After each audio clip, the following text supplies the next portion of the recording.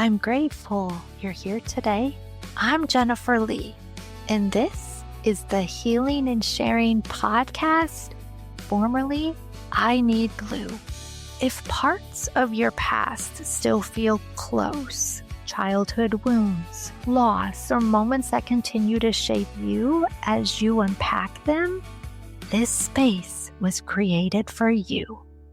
The Healing and Sharing is where women tell their stories honestly, connect through shared experience, and take steps towards healing together, letting others know they are not alone.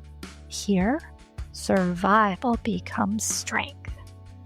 Before we begin, a gentle trigger warning. This podcast includes discussions of domestic violence, childhood trauma, and other sensitive topics. Please take care of yourself and ask for help if needed. You always come first. Thank you to Melissa Turry for composing the beautiful opening melody. To learn more, visit thehealingandsharing.com. Now let's begin today's journey. You don't air your dirty laundry. That's what they used to say. Decades ago, before social media, before people dared to speak their truth, what happened behind closed doors stayed there. Silence was expected. Image mattered. My guest today, Donna, grew up in that world. A world where religion ruled the home, abuse wasn't a thing, and divorce, never an option. You married for life. Until she didn't. Now Donna uses her voice to help other women release their hidden dirty laundry of shame and guilt. Her message of restoration and hope is simple, yet life-changing. Ask yourself, what do I want to do? Donna, I'm so excited to reconnect with you. Thank you for joining me and for your courage to share your truth. Thanks so much for having me, Jen. Of course. I'm so glad that we connected the way we did through that self-defense class with Zonta. And you and I have already been discussing the situation, the generational trauma, what it was like in the 70s and the 80s. The fact that it was in the 70s and the 80s is a really important aspect of this story because there are many women of that generation. You don't air your dirty laundry. Oh, yes, absolutely. Absolutely. And in the church, they never talked about domestic abuse, even outside the church. Actually, my recollection, the thing that broke it wide open was the O.J. Simpson. Oh, and then Nicole, right? Yeah, Nicole, yes.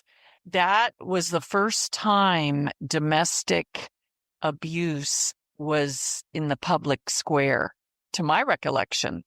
My point being, it certainly wasn't mentioned in the church, but it really wasn't a topic that was discussed socially either until that incident.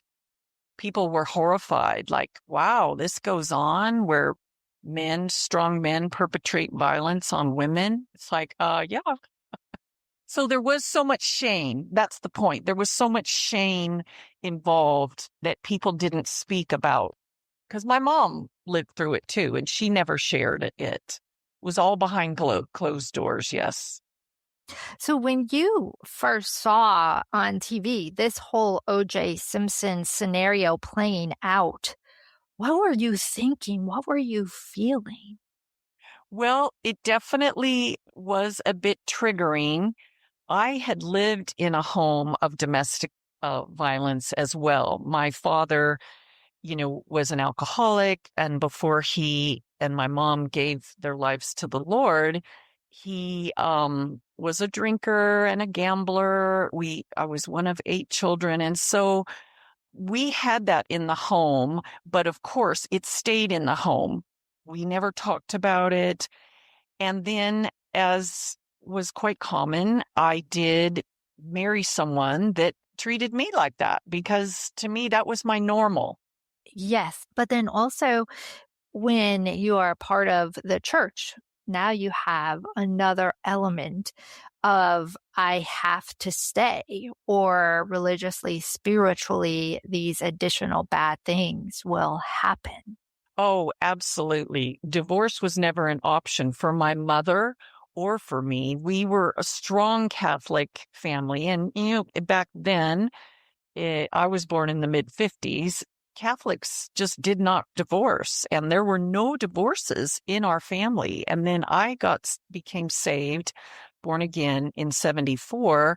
My parents got saved about 5 years later through the Catholic charismatic movement, and they stayed in the Catholic Church. I started going to Bible teaching churches, but I had dated my husband in the 70s. He was kind of my first boyfriend. I went to Catholic schools my whole life, very sheltered.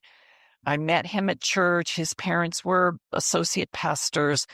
He was very controlling, but like I said, that was the roles that I observed in my family of origin. And so I never questioned it like, wow, I don't deserve to be treated like this, because that's what I saw my dad treating my mom. So it was of a generation where there was no rescuing, or people didn't understand the cycle of violence and domestic abuse. It wasn't written about. It wasn't talked about.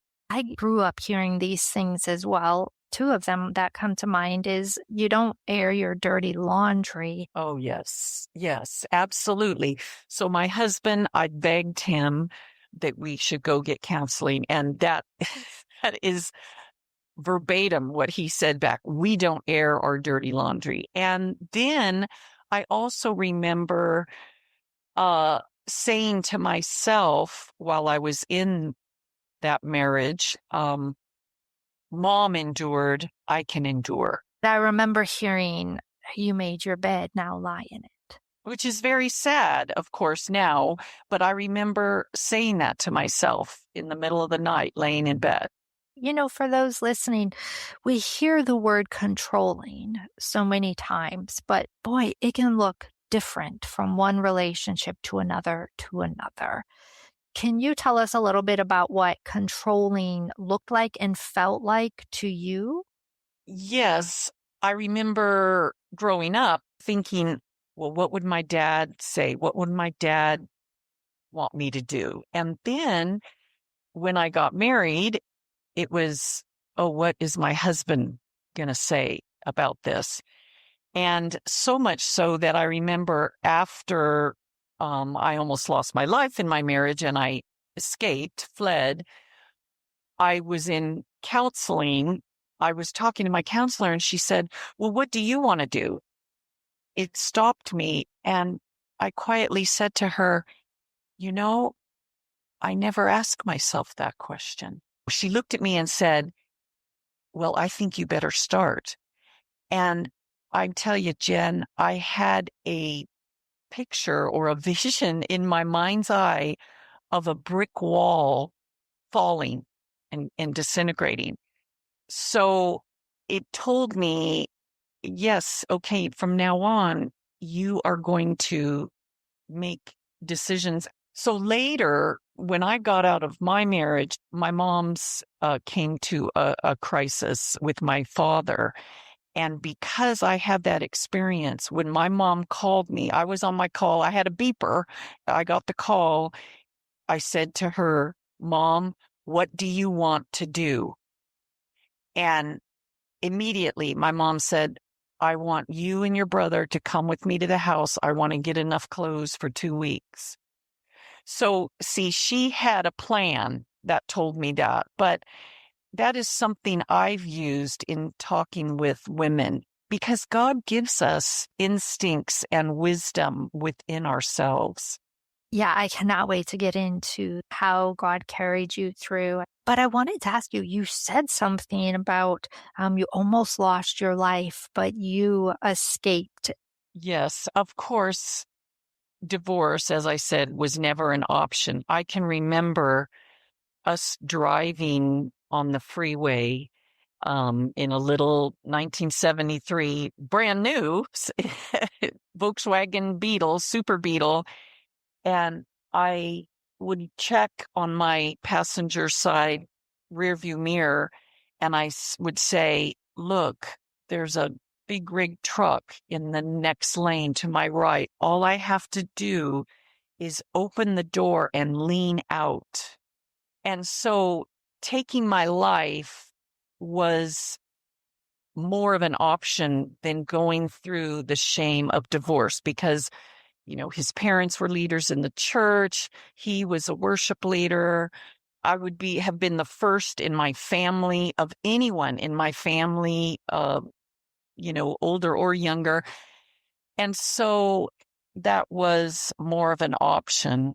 Absolutely. Which is sad. Yeah. So for you, suicide was almost more comfortable than actually having to come forward and say, I'm getting a divorce. Yes. And then also to expose him as to how he was treating me. When I say I almost lost my life, it's true.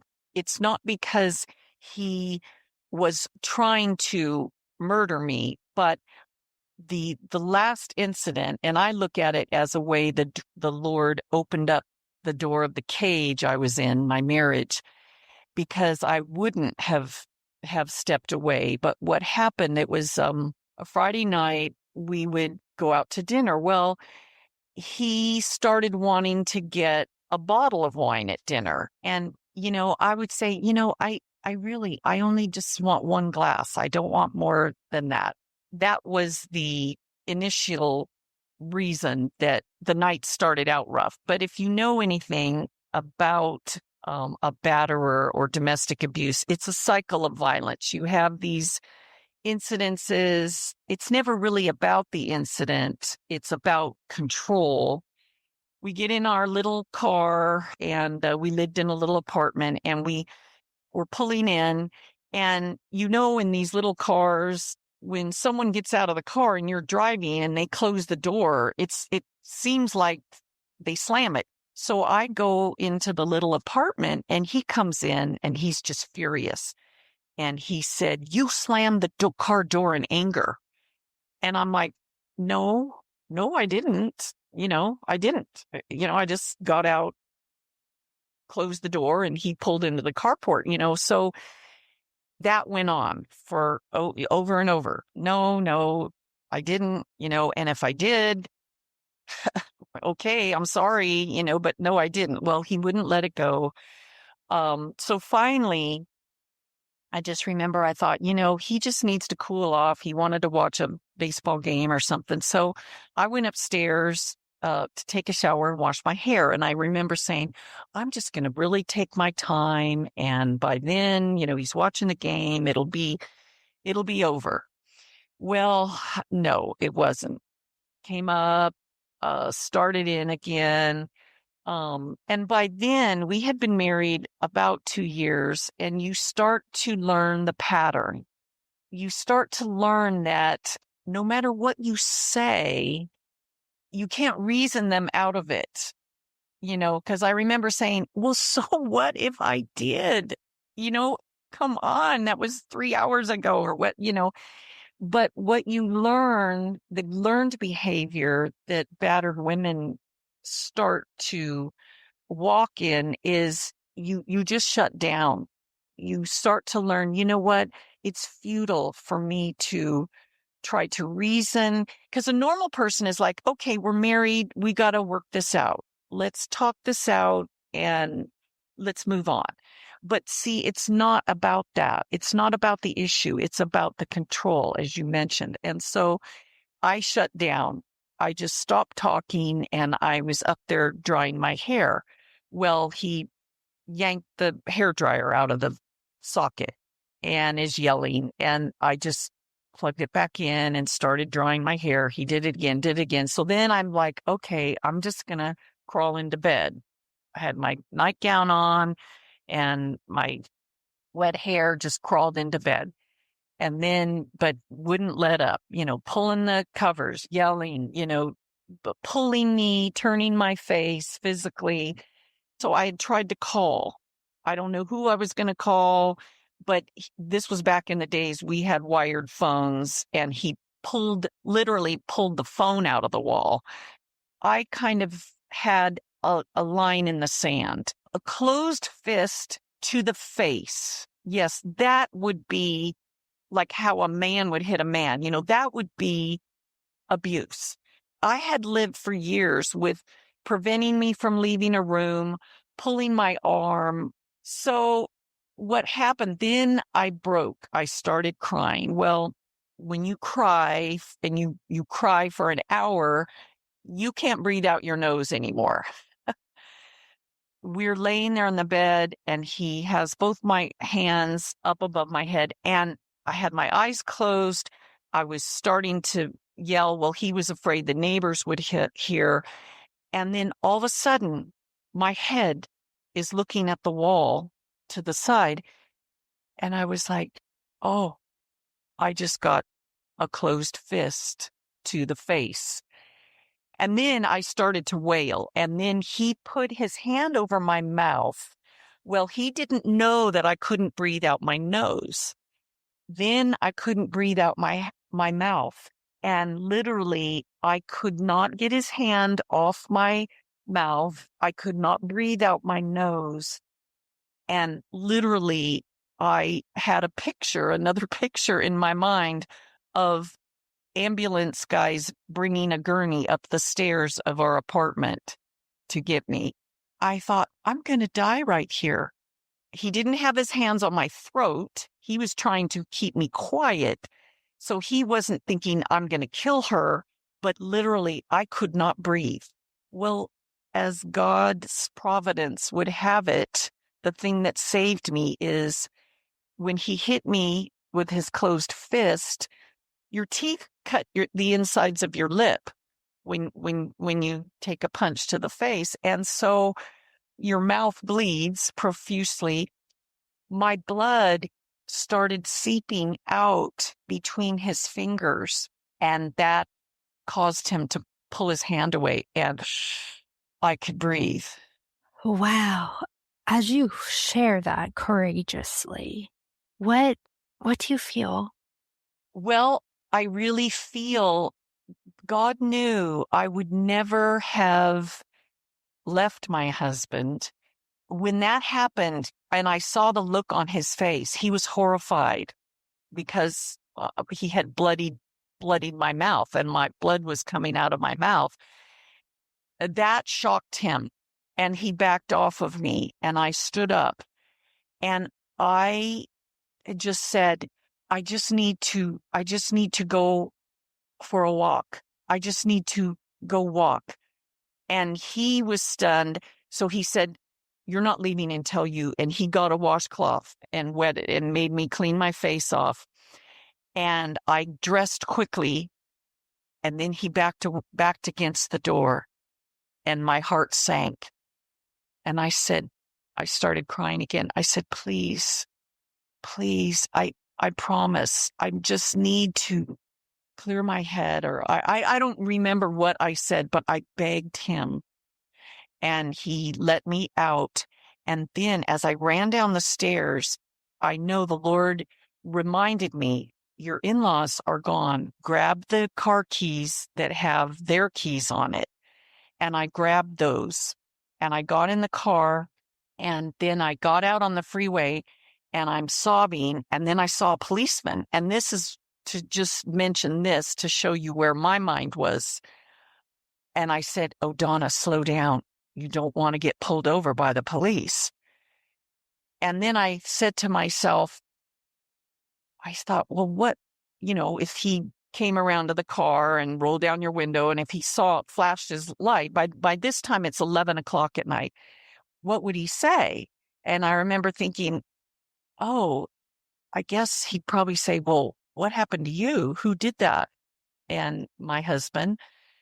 And then I thought, well, what would he say to that? This is to show you back then in the early 80s, I did not even know that was against the law. I thought, well, he'll probably just say, well, that's a domestic issue. That's between a husband and wife in the privacy of their home, not even thinking that he would say, well, we can take him in right now. I know I would not have done that. I would not have pressed charges. And that's because, and battered women know this, the next time you will not get out with your life. There will be a next time. And guess what?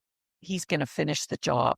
And I know I would not have pressed charges back then in 1982 in Pomona. I would not have let them put cuffs and put him in jail, because you're going to pay. You pay for everything you do and say. You always pay the price. And I could not and would not have done that. So I see now that the Lord, he made a way of escape for me. What happened was I did eventually flee back home, and then my brother let me live and pay rent to him. And I felt safe because my brother had just moved and he didn't know where he lived. He knew where I worked, but he didn't know where I lived. And it was on the coast. So I was driving an hour each way back and forth to work. I want to say we protect our abuser out of fear. Oh, absolutely. Fear. And I also, Jen, think it's shame. I did not want people to think he was capable of these things and that he did these things to me. I mean, he shouldn't have been protected by me, but yeah, you're right. It's fear and shame. As you were speaking, the other thing I realized is when he saw the blood, your blood between his fingers, that is the first time he witnessed his own out of controlness. He had to now face it. Yes, I did this to her. First, it was coming clean to my family. One of my sisters was a nurse and she worked in the ER of the hospital, county hospital. And when they saw my face it was a baptism for one of my nieces. By then I had a black eye. I still had my lips puffy, and they were horrified and saw that. And then they were crying, and then I'm crying. And my sister said, okay, this was a Sunday. And then she said, okay, tomorrow I want you to come to my work, come to the hospital, not for medical attention. There's someone I want you to talk to. And it was this therapist or counselor. They'd made a little teeny office off the ER in like a broom closet for her to talk to women that came in. She could see my face, and she said, well, who did this? Your husband? Okay, yes. And then tell me what happened, told her the story. She says to me, you are a battered wife and your husband is an abuser. And I squirmed in my chair and I said, no, you don't understand. I said, my husband and I, college educated, and he's a physical therapist. He works at a practice. And she said, I don't care about that. You have been abused and your husband is a batterer. And I again, said, no, you don't understand. My husband and I are both born again Christians, and he leads worship at his church and his parents are the assistant pastors.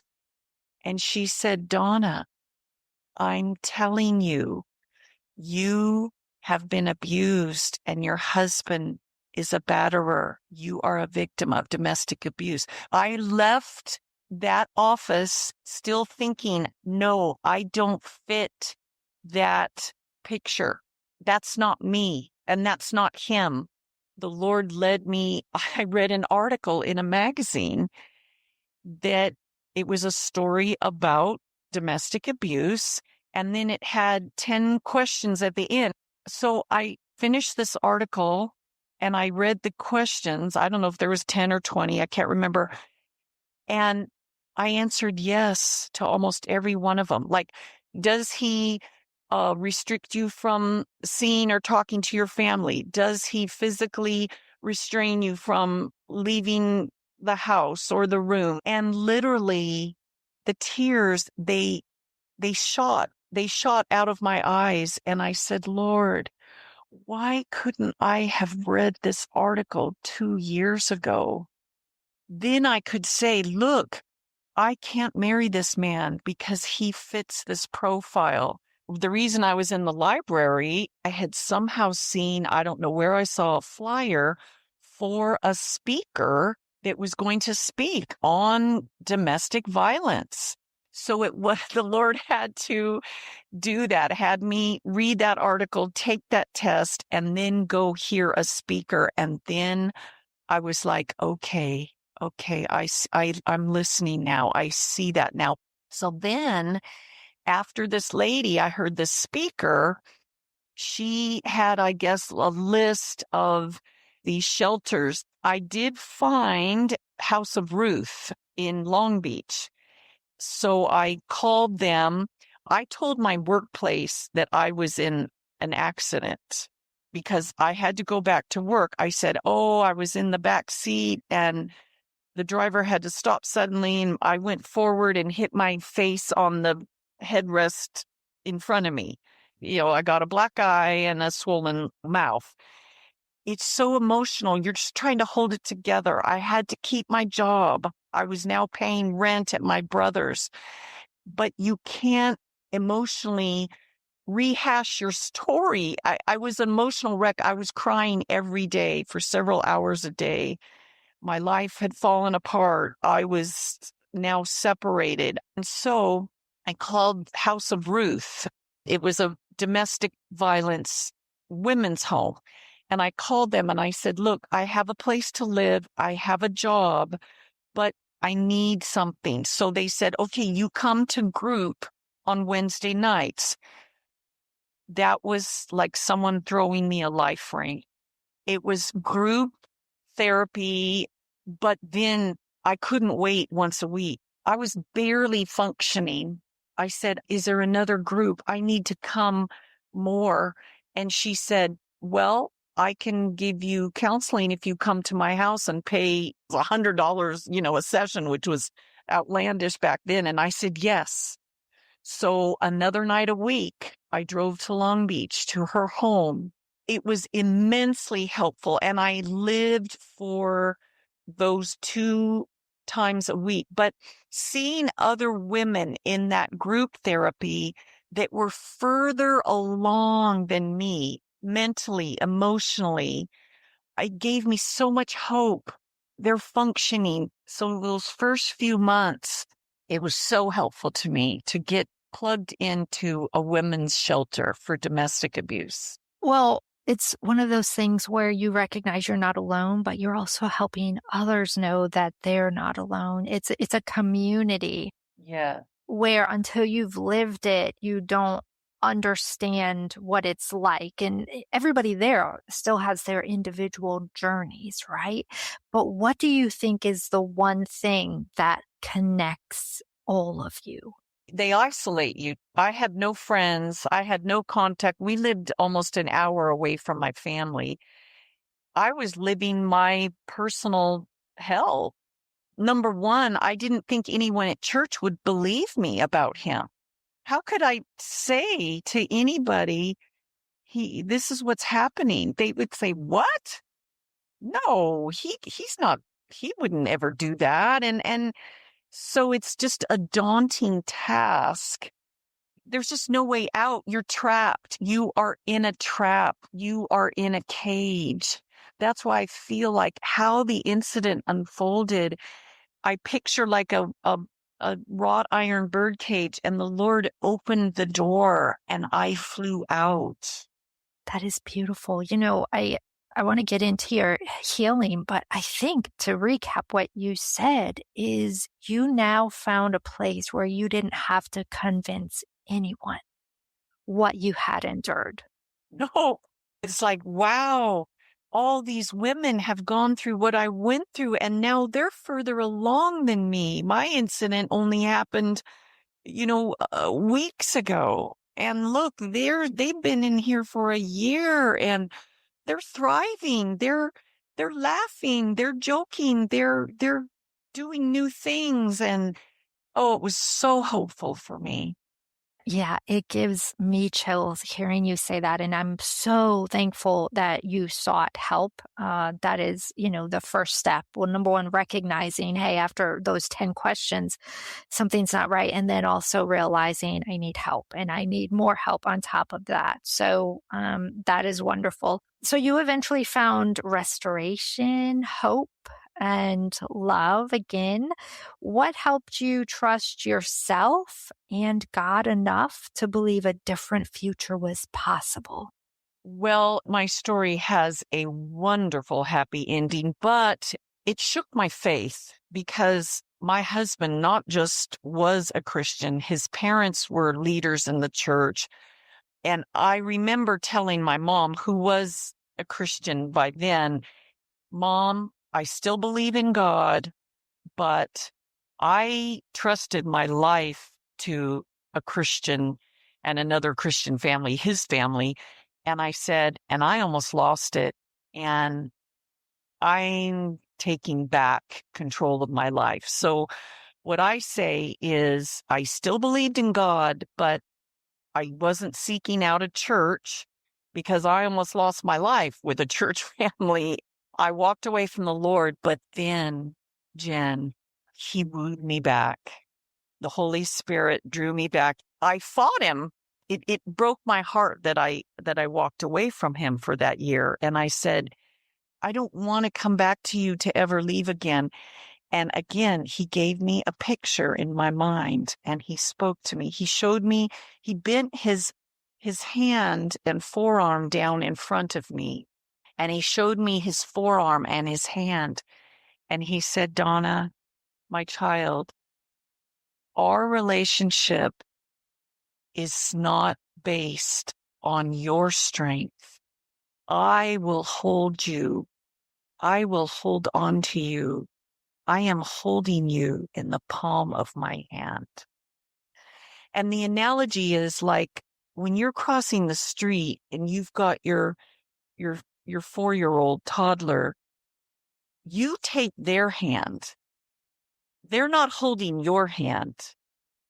You are holding their hand and you are not going to let go of their hand as you cross the street because you are strong and you are holding on to them.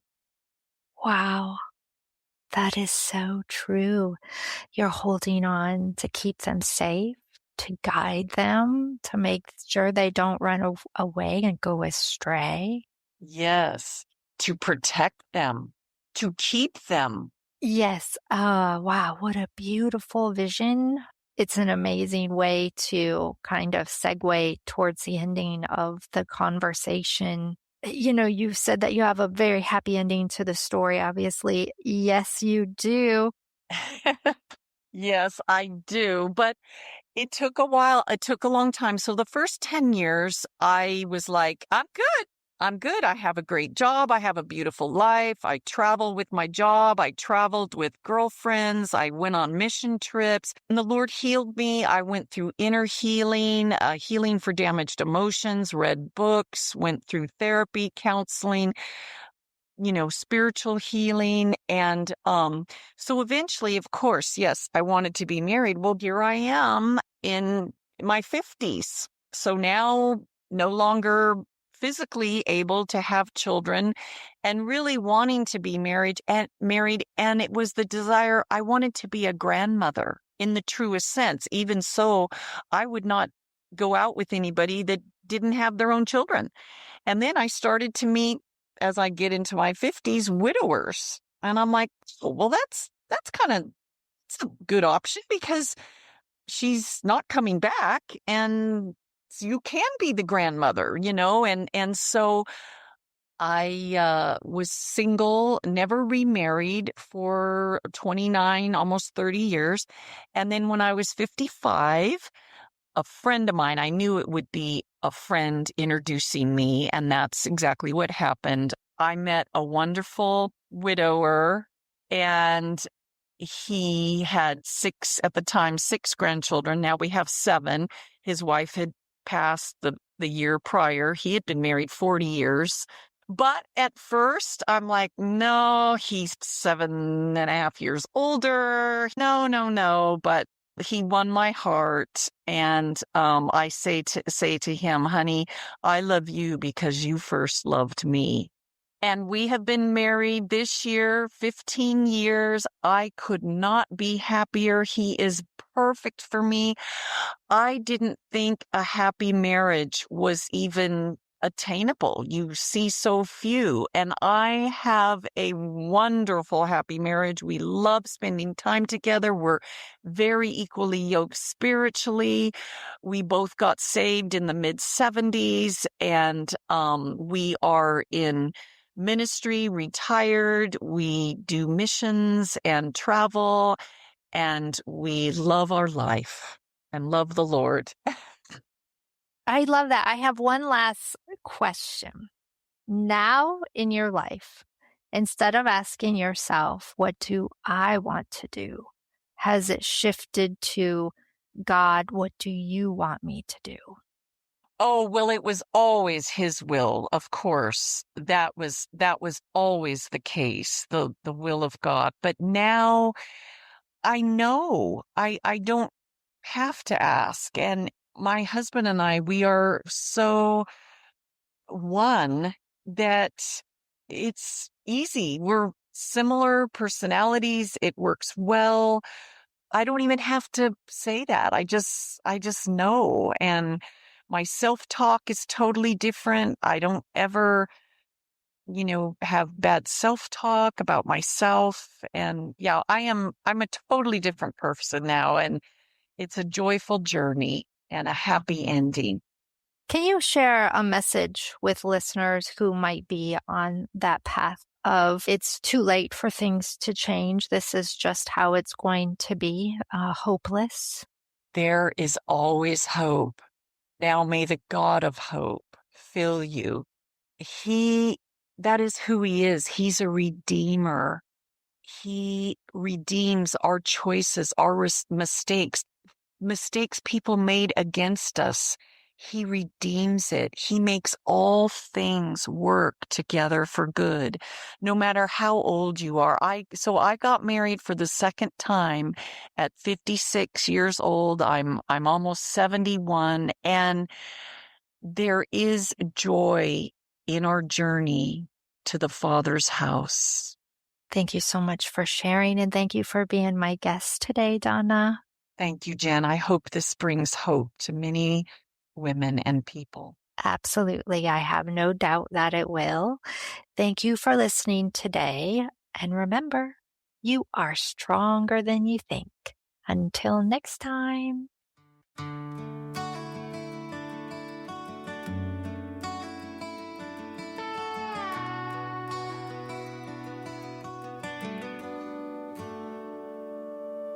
Some days are better than others. Wake up and you put one foot in front of the other.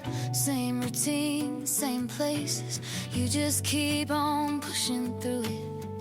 The life you led before, putting everything on the line. Not sure if you would make it home, leaving it all up in God's hands.